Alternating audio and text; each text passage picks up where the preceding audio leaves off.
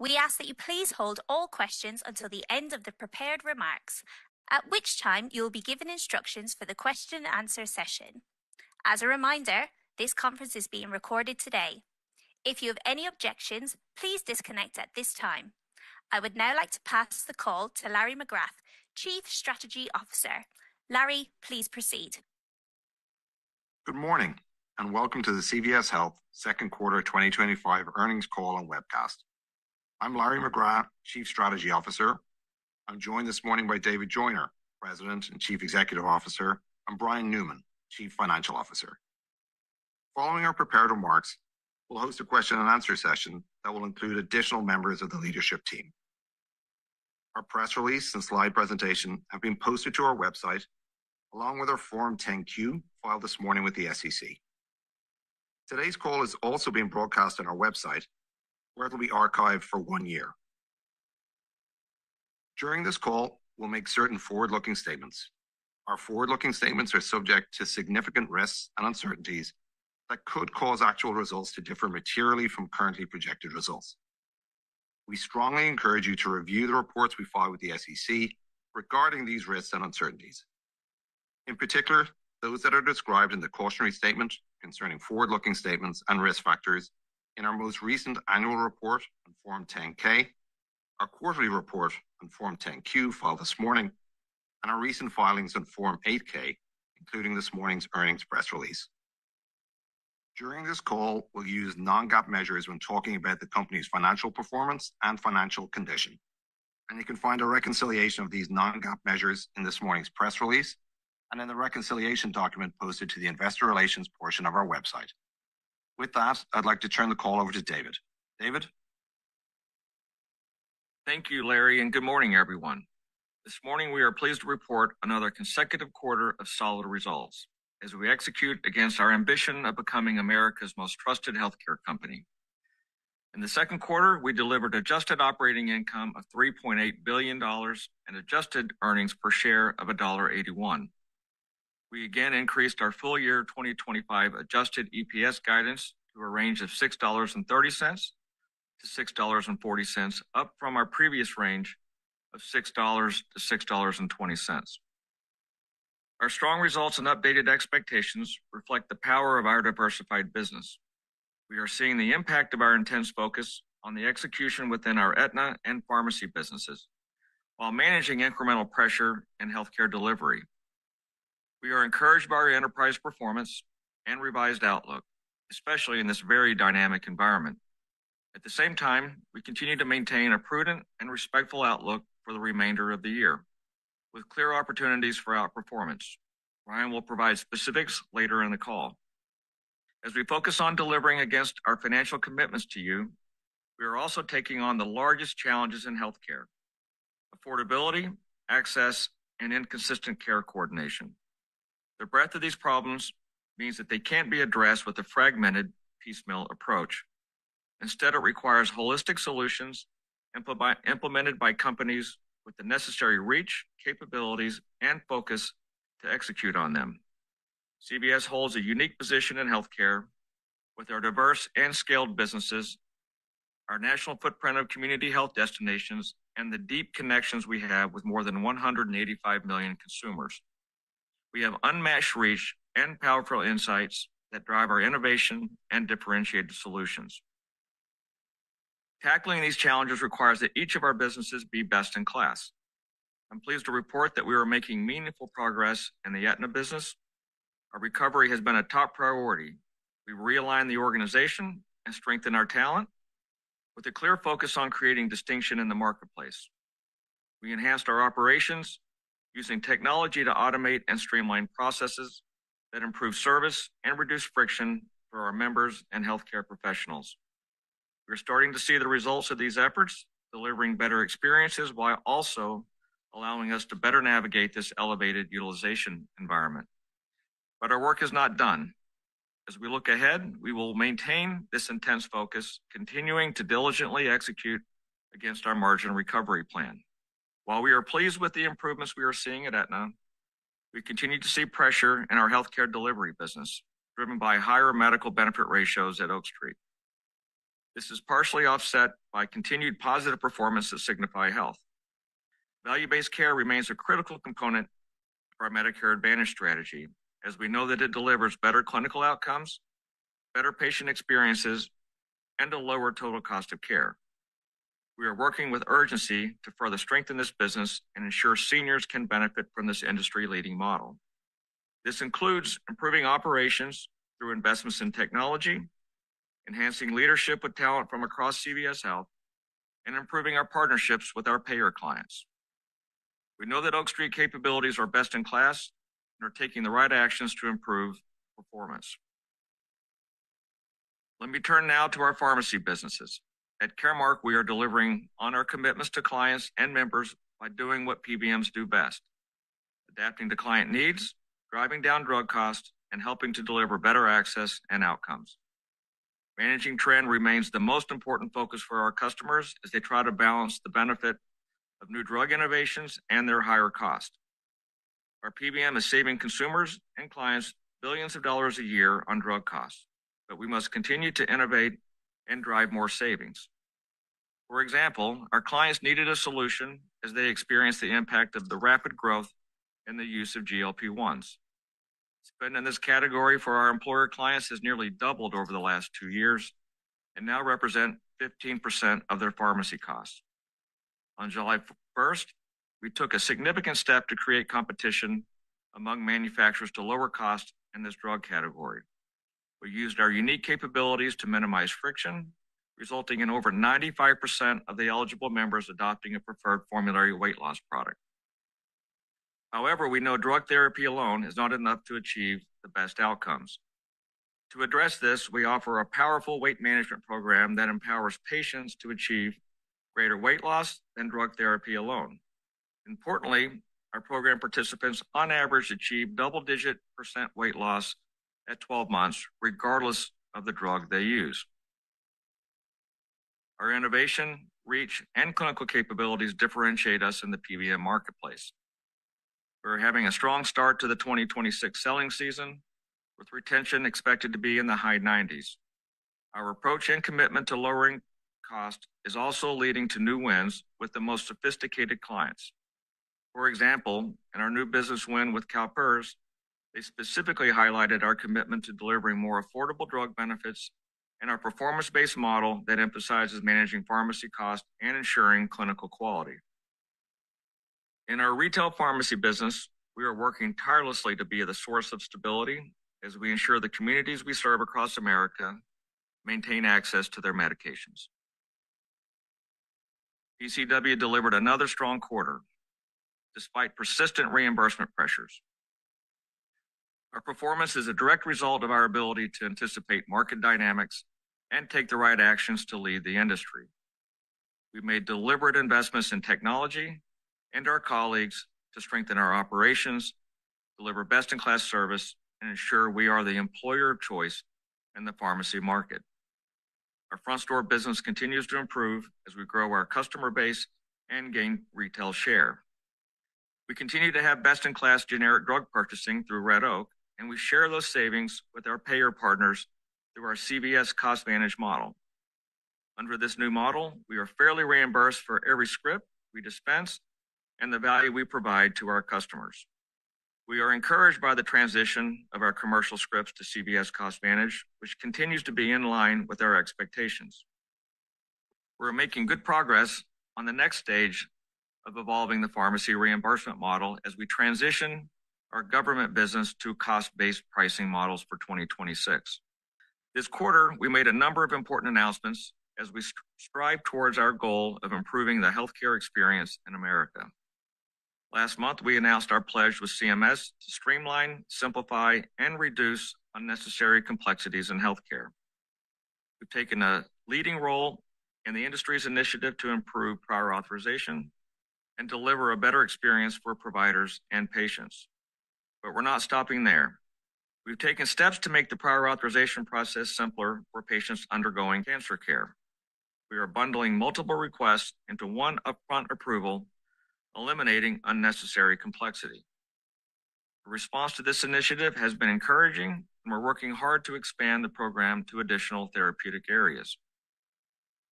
We also recently announced that over the next decade, we committed $20 billion to support our transformation of healthcare. We will deliver a better healthcare experience with reduced friction, greater visibility, and a stronger partnership with doctors and hospitals.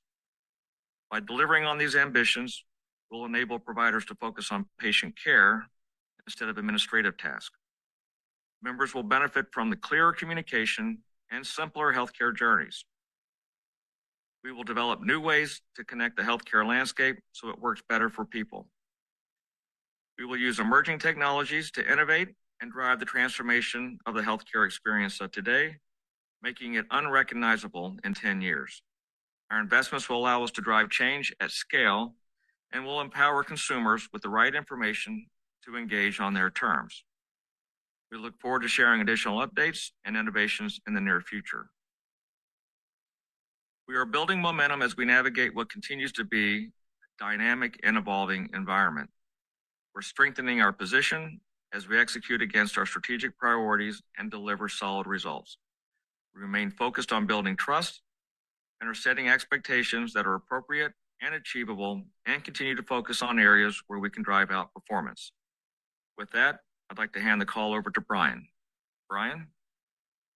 Thank you, David, and good morning. I want to start off by saying how excited I am to be part of CVS Health and this leadership team.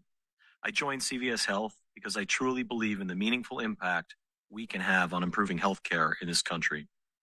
Our scale and deep consumer touchpoints uniquely position us to deliver a differentiated experience. After my first couple of months, my belief in our enterprise mission has been consistently reaffirmed. I am looking forward to meeting many of you over the course of the next few months and sharing updates about our progress. In my prepared remarks this morning, I will cover three primary areas. First, I will provide an update on our second quarter results. Next, I'll discuss cash flow and the balance sheet. And finally, I'll wrap up with our financial outlook for the remainder of the year. CVS Health successfully navigated another dynamic quarter driven by the strength of our execution. Let me provide some highlights on our enterprise performance.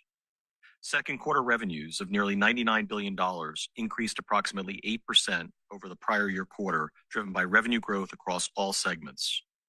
We delivered adjusted operating income of approximately $3.8 billion during the quarter, an increase of nearly 2% from the prior year quarter, driven by increases in our healthcare benefits and pharmacy and consumer wellness segments, partially offset by a decline in our health services segment. Second quarter adjusted EPS of $1.81 was relatively consistent with the prior year quarter. Finally, we generated year-to-date cash flow from operations of approximately $6.5 billion. Turning now to each of our segments. In healthcare benefits, we generated over $36 billion of revenue in the quarter, an increase of over 11% from the prior year, primarily driven by increases in our government businesses, largely related to the impact of the Inflation Reduction Act on the Medicare Part D program. Medical membership of approximately 26.7 million as of the end of the quarter decreased by approximately 350,000 members sequentially, primarily driven by the previously discussed declines in our individual exchange product early in the second quarter. Adjusted operating income in the quarter was approximately $1.3 billion, an increase of nearly 40% from the prior year quarter, driven by the favorable year-over-year impact of changes to our individual exchange risk adjustment estimates, improved underlying performance in our government businesses, and higher favorable prior period development. These increases were partially offset by a premium deficiency reserve in our group Medicare Advantage business of approximately $470 million. Trends in our group MA business remained elevated during the quarter and were modestly higher than our expectations. This resulted in a revision of our estimate for trends for the remainder of the 2025 plan year, triggering a PDR. As we've previously discussed, group MA contracts tend to be multi-year agreements and reprice less frequently than our individual MA business. We expect to make progress on margin recovery in our group MA book over the next few years as contracts come due for renewal, including the opportunity to reprice approximately half of our group MA revenue in 2026. Our medical benefit ratio during the quarter was 89.9%, an increase of 30 basis points from the prior year. This increase primarily reflects a 140 basis point impact from the Group MA PDR, largely offset by the favorable year-over-year impact of changes in our individual exchange risk adjustment estimates. During the quarter, we received final 2024 risk adjustment data for our individual exchange business. As a result, we decreased our risk adjustment payable for the 2024 plan year by approximately $300 million. We experienced favorable development across all lines of business during the quarter, predominantly related to fourth quarter 2024 and first quarter 2025 dates of service. When the favorable prior year development is combined with the favorable risk adjustment, it largely offsets the impact of the Group MA PDR within the quarter. In our Medicare business, while trends remained elevated, performance in the quarter was modestly ahead of expectations. This outperformance was again primarily in our individual Medicare Advantage business, driven by favorability within our supplemental benefit offerings and Part D. We continue to remain cautious on the outlook for Part D until we have additional experience given the substantial changes in plan liability in 2025. Across our other Aetna lines of business, results were broadly in line with our expectations. There were no changes to the expectations embedded in the PDR we recorded last quarter related to our individual exchange business, although we continue to closely monitor emerging cost trends in this book. Days claim payable at the end of the quarter was approximately 40.9 days, down approximately 2 days sequentially, primarily driven by a higher mix of pharmacy costs, partially offset by the impact of the Group MA premium deficiency reserve recorded in the quarter. We remain confident in the adequacy of our reserves. Shifting now to our health services segment. During the quarter, we generated revenues of over $46 billion, an increase of over 10% year over year. This increase was primarily driven by pharmacy drug mix and brand inflation, partially offset by continued pharmacy client price improvements. Adjusted operating income in the quarter of approximately $1.6 billion decreased approximately 18% from the prior year quarter, primarily driven by continued pharmacy client price improvements and the impact of a higher medical benefit ratio within our healthcare delivery business, partially offset by improved purchasing economics and pharmacy drug mix. As we discussed last quarter, results in our pharmacy services business can see material fluctuations throughout the year. In 2024, we saw strong performance in the second quarter following a slow start to the year, which impacts the prior year comparison. In our healthcare delivery business, total revenues in the quarter grew approximately 19% compared to the same quarter last year, excluding the impact of our exit from the ACO REACH program and the sale of our MSSP business earlier this year. This increase was primarily driven by patient growth at Oak Street and increased volumes at Signify. During the quarter, we continued to expand the number of patients served at Oak Street and ended the quarter with total at-risk membership up 31% from the same period last year.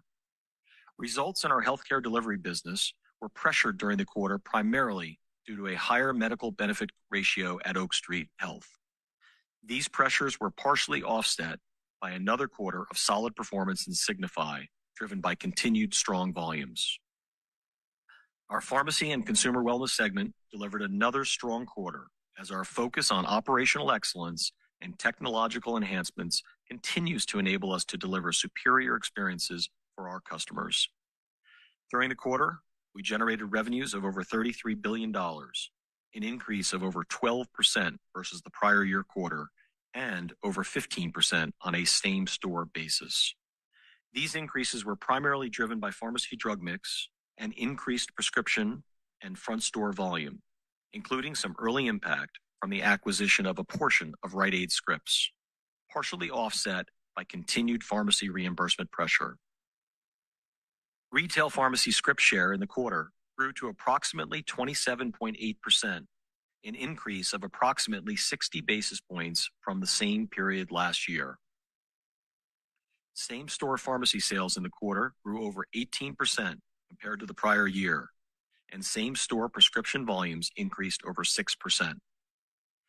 Same-store front-store sales increased over 3% versus the prior year quarter, primarily driven by higher volumes as well as the timing of the Easter holiday, which contributed roughly 1 percentage point.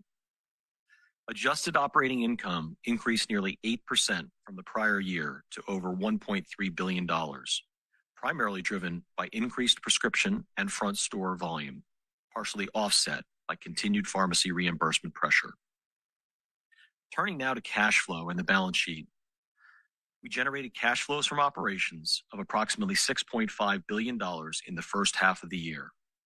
We have distributed approximately $1.7 billion in dividends to our shareholders year to date, and we ended the quarter with approximately $2.4 billion of cash at the parent and unrestricted subsidiaries. While our leverage ratio remains above our long-term targets, it has improved meaningfully since year-end 2024, and we remain pleased by our progress. We continue to expect our leverage ratio to return to more normalized levels as we maintain disciplined financial policies and make progress on margin recovery in the Aetna business. CVS Health's strong cash flow generation has been an important strength for the enterprise, which I will look to build upon by seeking opportunities to drive greater efficiency in working capital. As I step into this role, I will ensure that we maintain a disciplined and balanced approach to capital deployment. This is critical as we continue to strengthen our balance sheet and make progress towards our leverage target. Shifting now to our revised outlook for 2025. We are increasing our full year 2025 guidance for adjusted EPS to a range of $6.30 to $6.40. This update incorporates our second quarter performance while maintaining a prudent outlook on medical cost trends and macro factors for the remainder of the year. We now expect full year total revenues of at least $391.5 billion, an increase of approximately $9 billion, driven by increases across all segments. In our healthcare benefits segment, we now expect full year adjusted operating income of approximately $2.42 billion at the low end of our guidance range. This reflects an increase of approximately $500 million, primarily driven by the final 2024 risk adjustment update for our individual exchange business and the favorable impact of the prior year reserve development that we experienced in the second quarter. We now project our full year 2025 medical benefit ratio at the low end of our healthcare benefits adjusted operating income guidance range to be approximately 91%. This guidance continues to reflect the deliberate actions we took to improve our operations in the Aetna business. While medical cost trends remain elevated versus historical periods, in aggregate, they are generally in line to slightly better than our expectations so far this year. Given this elevated trend environment, we are maintaining a prudent view on medical cost trends through the remainder of the year. The high end of our healthcare benefits guidance reflects a 50 basis point improvement in medical cost trend over the remainder of the year, which is worth approximately 10 cents in enterprise adjusted EPS. Our medical membership guidance remains unchanged. In our health services segment, we now expect full year adjusted operating income of at least $7.34 billion, a decrease of approximately $200 million from our prior guidance. This update is entirely driven by our healthcare delivery business as a result of a higher medical benefit ratio at Oak Street. Our clients continue to see the tremendous value proposition of our pharmacy services businesses, including Caremark. The outlook for our pharmacy services business within our health services segment remains unchanged. Finally, in our pharmacy and consumer wellness segment, we now expect full year adjusted operating income of at least $5.68 billion, an increase of approximately $200 million from our prior guidance. This increase reflects our strong first half performance while continuing to maintain our prudent outlook for potential changes in vaccine market demand and the consumer environment. We are pleased with our transition to CVS CostVantage, which continues to track in line with our expectations. Altogether, we now expect full year enterprise adjusted operating income to be in a range of $13.77 billion to $13.94 billion. We're also revising our expectations for full-year cash flow from operations to at least $7.5 billion. You can find additional details on the components of our 2025 guidance on our investor relations website. Overall, we are encouraged by our performance. For another consecutive quarter, we're delivering on our commitments and continue to demonstrate clear progress on our path to achieving the embedded earnings power of CVS Health. I'm confident we will continue building on our momentum as we will aspire to become America's most trusted healthcare company while simultaneously generating value for you, our shareholders.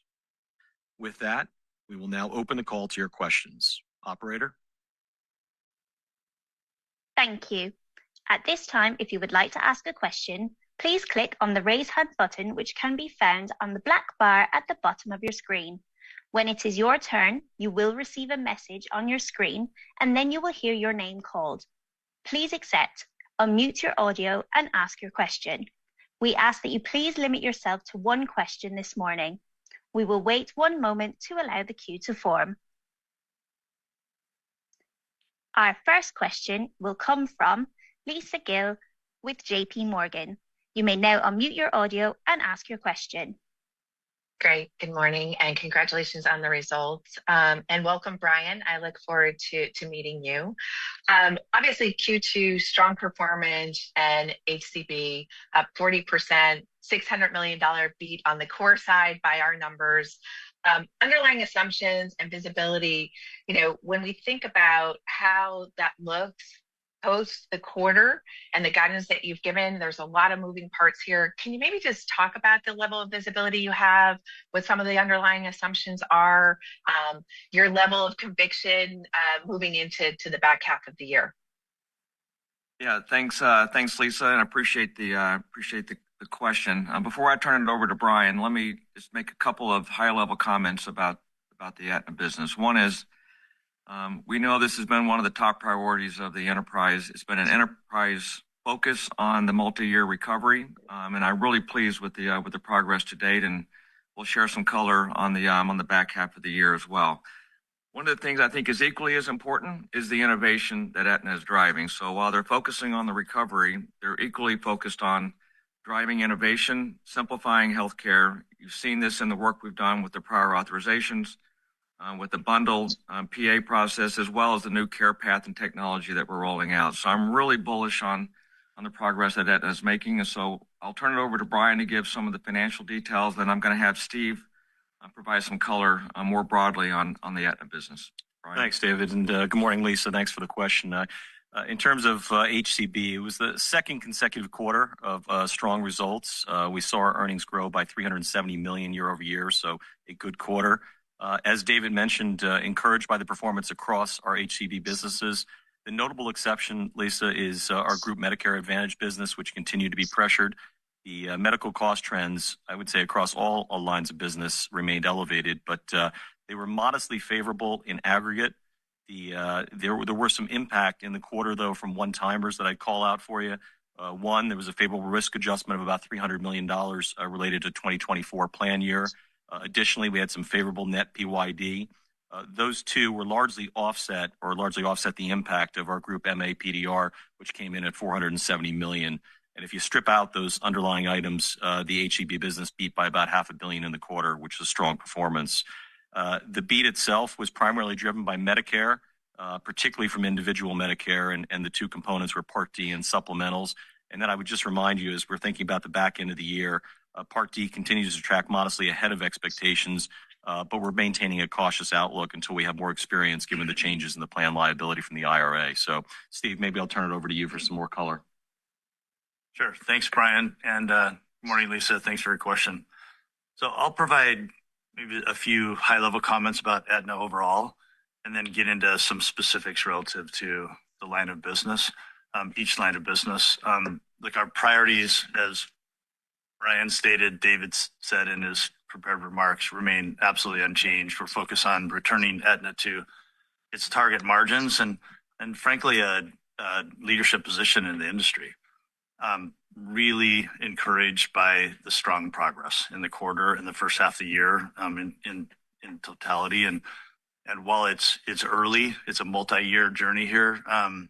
And all respect to the environment that we're in, very, very encouraged how the quarter is playing out. There's many drivers of that progress, and maybe I'll highlight just a few. One is the Medicare business, which I'll come back to, as Brian mentioned.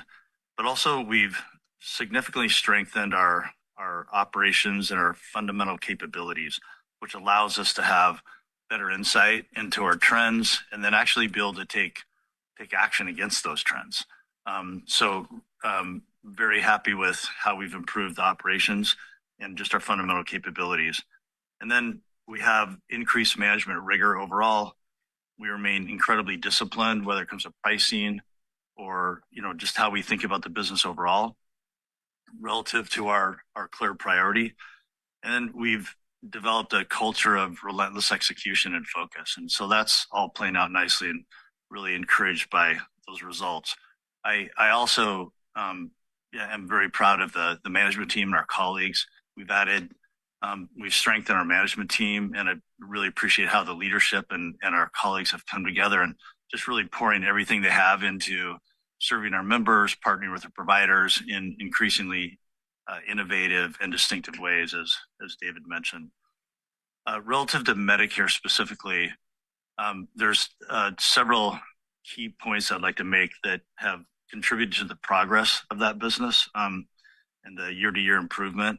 One is we have really strong stars for payment year 2025, and that's a result of returning to a leadership position in stars as our enterprise has focused on stars and brought the unique and diverse set of capabilities to impact stars. And so that has contributed nicely to the year-over-year improvement and progress. Also, the moves that we made, not only in the bids, but during AEP to rationalize the products and geographies. So we had an optimal mix of membership, and that is playing out again nicely as we think about the moves we made during AEP. And then lastly, I'm really pleased with the execution and the insights around trend, understanding it, and then mitigating it, honestly, to the extent that we can, where we have opportunities to do that. So, and the PDP product, as Brian mentioned, is performing well in addition to that. So individual Medicare business has shown a lot of progress and very encouraged by that. The group business, as Brian mentioned, we have seen pressure there, but as we approach 2026, the good news is half that business is up for renewal, and we're taking a very disciplined approach to renewing that business, and we're getting some traction there. And really, I see the entire Medicare business coming together and continuing the momentum through the back half of the year and into 2026 as we think about returning that business to target margin. In terms of Medicaid, that business is also in line with our expectations. Despite the higher trend we see, it is in line with our expectations. And then, frankly, the execution around our rate advocacy has been really strong. We've seen good engagement with our state partners, and that's, again, tracking to our expectations, including the higher acuity that we've seen. IFP, we've talked about, took a PDR earlier in the year, elevated trends, but that's incorporated in our outlook. But I just want to give you a quick update on the exit. So as we wind down that business, that's going really well. We've had very positive conversations with our states. We've notified all our members. We continue to provide coverage for them, and we'll focus on that. But we're exiting that business, and that wind down is going really well. And last, I'll just finish by saying our commercial business is strong. We've seen some really nice wins in our self-insured across public and labor, national accounts, and our Meritain business. Fully insured, we do see elevated trends. We saw that early. We took a disciplined pricing approach to that in 2025, which has pressured membership, but we're going to stay disciplined in our pricing approach to fully insured. But overall, commercial business strong, and it is a platform for innovation. That's resonating really well with our very sophisticated and demanding clients. So really, really pleased with that. So look, overall, it's early, a lot of respect for the environment that we're in, but very encouraged about the progress, and not just for the quarter, but the foundation that we're laying as we think about the back half of 25 and also heading into 26 and beyond. Our next question will come from Justin Lake with Wolfe Research. You may now unmute your audio and ask your question. Thanks. Good morning. Wanted to get your early view on 2026 headwinds and tailwinds. Specifically, your thoughts on expectations for continued improvement in MA margins post your putting in your 2026 bids. Your thoughts on the sustainability of outperformance and share gains in the pharmacy business versus your long-term expectation of mid-single-digit OI declines. And then lastly, potential for improvement in the value-based care business versus current losses. Thanks. Yeah, Justin, thanks for the question. I think we're early yet in terms of forecasting or giving guidance on 26. So at this time, I think there's obviously strength in 25. We feel good about the progress that we're making, and the plan is to by end of year give you more perspectives and insights in terms of how we're looking at 26. Our next question will come from Stephen Baxter with Wells Fargo. You may now unmute your audio and ask your question. Hi, thanks. Just wanted to check in on the Group MA margins. I was wondering where this PDR places margins for the business in 2025, and then appreciating the commentary on repricing. Just can you remind us when you're repricing Group MA, are you expecting to get all the way back to target margins for that 50% cohort in a single cycle, or does it take longer than that due to the magnitude of dislocation? Thank you. So, Steve, I'll let you take that. Okay. Good morning, Stephen. Steve Nelson. I think that specifically in regard to your question around Group MA and the renewal process and how that plays out, these contracts are typically 3 to 5 year contracts, and so we are taking a very disciplined approach to renewing the business, also as we consider new business, and we are contemplating the elevated trends as we go through that process with them. So it typically, as with any of these businesses, the absolute objective is to write the business so it achieves target margin, but sometimes it takes more than one cycle to get there. So that's how we think about it, and actually very optimistic, I would say, about that business. It plays an important role in our enterprise, the commercial business synergy across with our Caremark business. So it's an important piece of business, and we take it serious, and it serves these really important clients in an important, unique way. So, but it needs to perform at target margins. So we certainly take that into account as we think about it. Our next question will come from George Hill with Deutsche Bank. You may now unmute your audio and ask your question.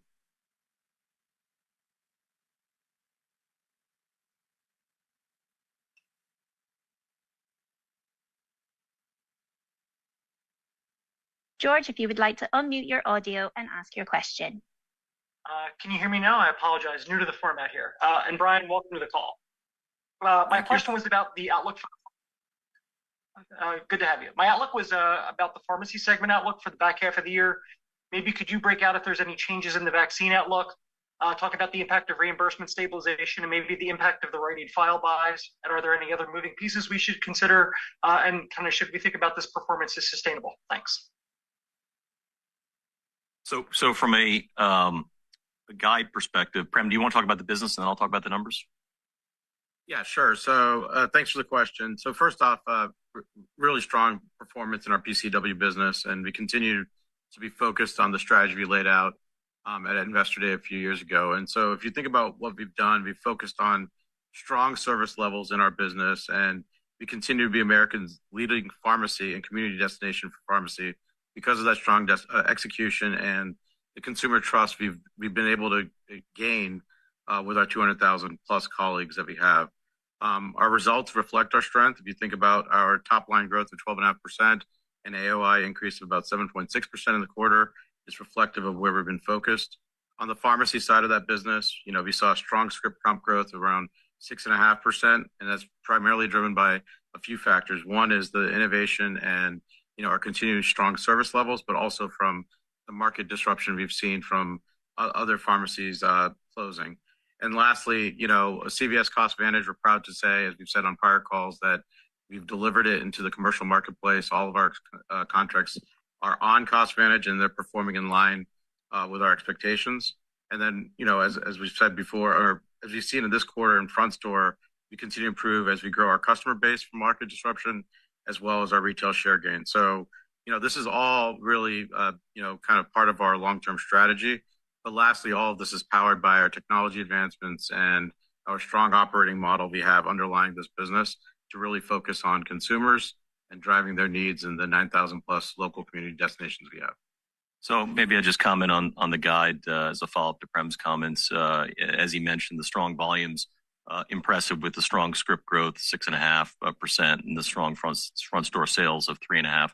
Albeit some of the front store sales, as we look at the modeling, 1% of that was due to the Easter holiday. But net, very encouraged to see it flowing through. We started the year with a guide of down 5%. We're now at about down 1.6%. Keep in mind that the business has been pressured for some time, well over a decade if you pull out the COVID. So I would say from a guide perspective, taking a cautious stance on the consumer dynamics and spending piece, and we'll continue to watch immunizations as they remain dynamic and think about the potential for lower market demand in that business.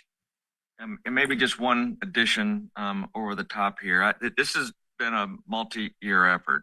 So the results is not by accident. We've focused, as Prem said, on building out the technology to make the pharmacies more efficient and work better for our colleagues and work better for the members that we're serving. So I couldn't be happier with the innovation and the progress that we're making, and feel really excited about welcoming the new Rite Aid customers that in the back half of the year. Our next question will come from Elizabeth Anderson with Evercore. You may now unmute your audio and ask your question. Hi, guys. Good morning. Welcome, Brian. Thanks so much for the question. Maybe following up on that a little bit, as we think about what you said in terms of moving Cost Vantage into the government business next year, I mean, maybe there's potentially some 340B impact. How do we think about the sort of reimbursement landscape, like as it stands now for 2026? Do you think you can sort of see generally flat reimbursement, like all else equal, or sort of other puts or takes to think about as we're at this point, which obviously is still on the early side? All right, Prem. Yeah, thanks, Elizabeth, for the question. And, just a little bit of background on CVS Cost Vantage, just to remind folks again, we started this process to really solve a few things. One is we wanted to get a sustainable, durable pharmacy model that shifted reimbursement to align more closely with the underlying cost of the business and the underlying cost of the drug. And, one of the challenges this industry's faced over the last decade is the cross-subsidization that existed across scripts. So what Cost Vantage does is it brings a more stable environment, gives more predictability to payers, allows them to get greater transparency, and provides that value to them sooner in a much more transparent way. And so, to answer your question, where are we today in 2025? As you said, it was a transition year. We were deliberate. We worked very closely with all the payers to transition the commercial business onto our Cost Vantage program. As we look out to next year, we're continuing to focus on our government programs and to move them as well into these cost-based models as we go forward. We feel good about where we are as it relates to that transition. And as we said prior, over time, we expect that the reimbursement erosion, which was one of the primary headwinds that we faced in the retail pharmacy business, will equal the cost of goods improvement to drive a more sustainable and durable marketplace. So we continue to make progress against that. We're mid-year. We do these contract negotiations throughout the year for payers, and we'll update you at a later time. But we feel good about where we are with Cost Vantage, and we feel good about the value that we're delivering to the payers across the country to create a more predictable model that can lower costs for them and their clients.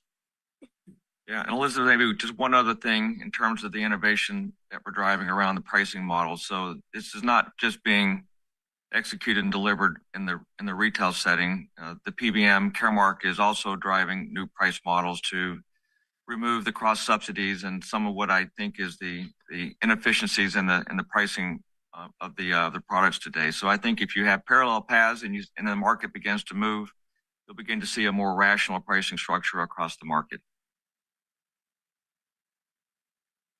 Our next question will come from Andrew Mok with Barclays. You may now unmute your audio and ask your question. Hi, good morning. Can you help reconcile your favorable Medicare results in the HCB segment with the unfavorable results you're seeing at Oak Street? Is the pressure coming more from internal or external MA members? And are there any benefits or cost categories you would call out as driving the elevated pressure in Oak Street? Thanks. Yeah, thanks, Andrew. I think the first point is that they're different books. So the acuity and/or the mix of members are very different across Aetna's larger book versus the concentrated, more higher risk population inside of Oak Street. So let me maybe let Brian speak a little bit to the nuances between the two, and if I could have Prem speak more broadly to the Oak Street. Yeah, thanks, David. The elevated, we're seeing elevated trends across MA broadly, and I don't think there's a direct comparison between Aetna and the Oak Street book for a few reasons. One, as David started to mention, there's different populations. Aetna's large, more diverse from a member base. Oak Street is smaller, skews higher acuity. We also need to remember that Aetna members, they represent an increasing but still a minority of total patients at Oak. And so not all health plans have pulled back on benefits in 25 to the same extent that Steve and the Aetna team have done.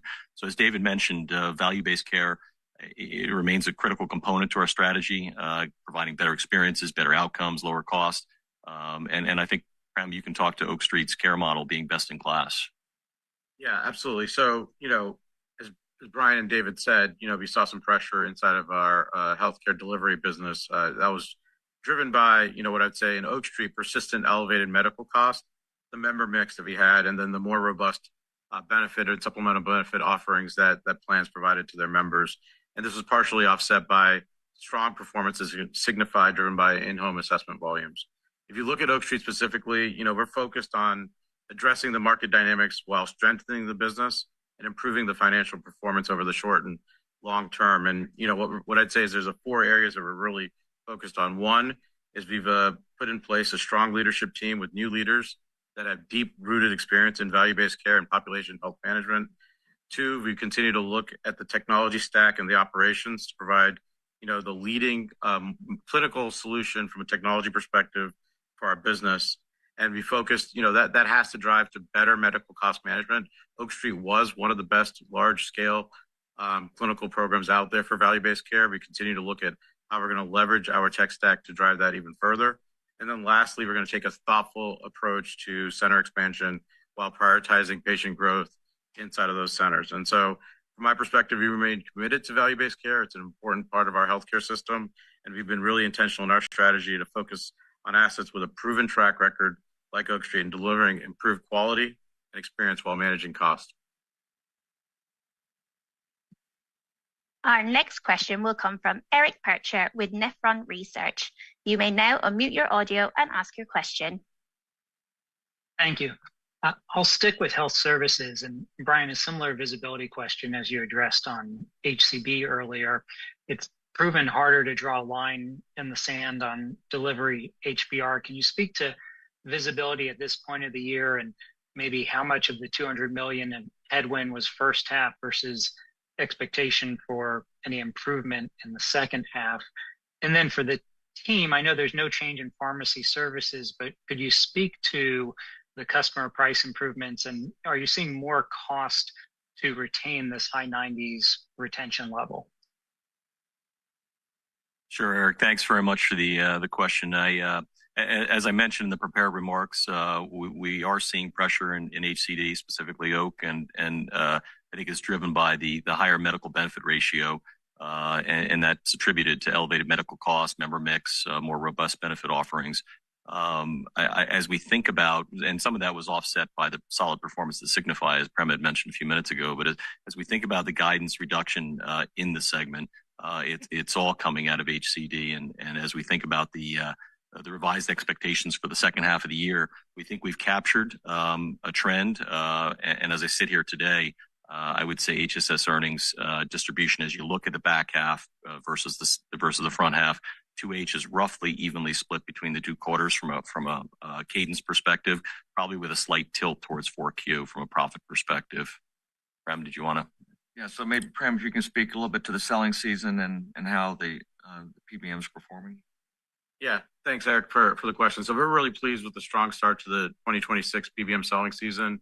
Caremark continues to be well positioned as the leader in the PBM in the marketplace. And, what I'd say is we're continue to be focused on driving what our clients value the most, which is making prescriptions and pharmacy costs more affordable and lowering the cost by increasing competition. And, on the kind of retention side, we're on track with where we normally are with our historical upper 90% retention rate. And, the PBM industry has always been competitive. We remain to have the same discipline we've always had in our pricing and in the marketplace. But what I'd say is, as we talk to our customers and as we're out in the marketplace, what's really resonating is our approach, our transparency, and in the way in which we are continuing to create the competition. And, some of those great examples are over the course of the last couple of years with, for example, we led the way with Cordavis in the biosimilar marketplace, and we're leading the way this year on 7/1 with the competition we've increased in the indication and weight loss on GLP-1. So we continue to focus on what our clients need most, which is lowering the cost and making prescriptions more affordable in the country. And, from our perspective, it's resonating in the selling season, it's resonating in our retention rates. Our next question will come from Erin Wright with Morgan Stanley. You may now unmute your audio and ask your question. Great, thanks. I'm curious at your thoughts on the Part D space and how that's playing out kind of relative to plan, how you think about kind of the demo and the CMS announcement more recently on that front, and how you're thinking about that into next year. And maybe we don't have enough visibility yet on that, but want to see how that's playing out in terms of behaviors, in terms of utilization trends, and what you're seeing across Part D. All right, Steve, would you take that, please? Sure. Thanks. Good morning, Aaron. As I mentioned earlier, our Part D plans are performing really well year to date. And that's a result of some deliberate actions and decisions we made to position the product for the long term.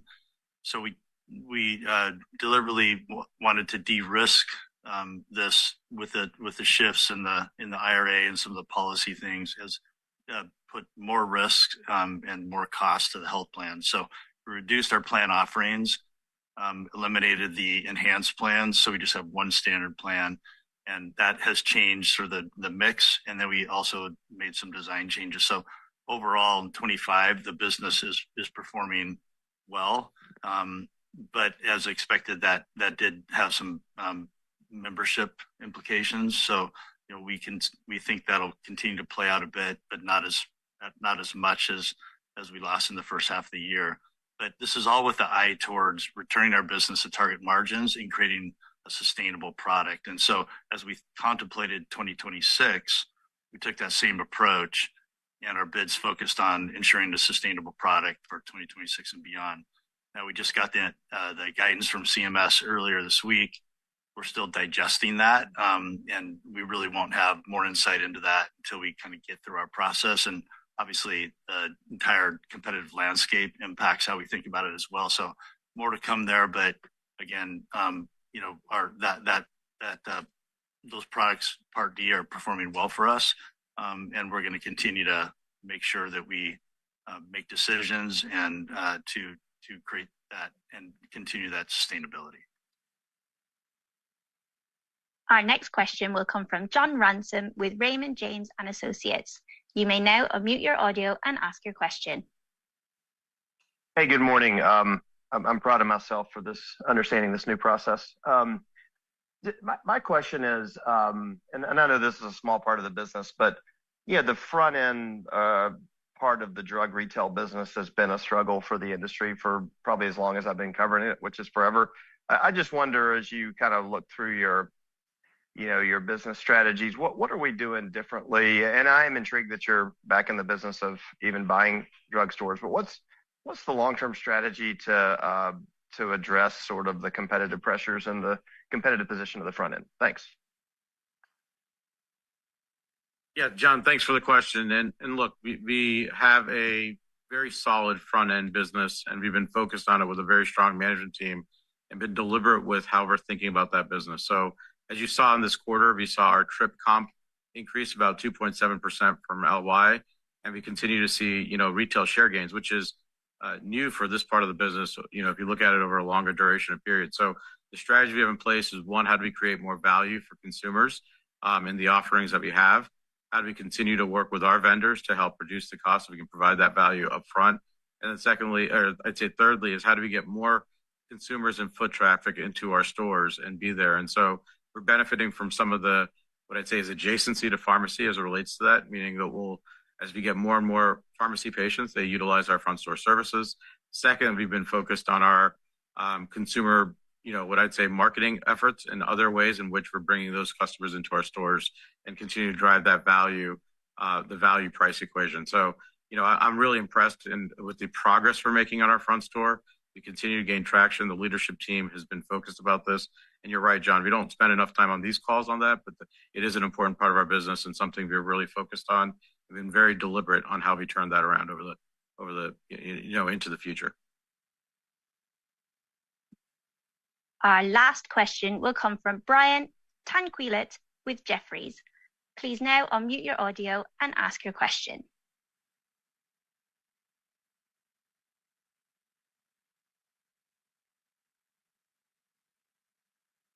Brian, you may now unmute your audio and ask your question.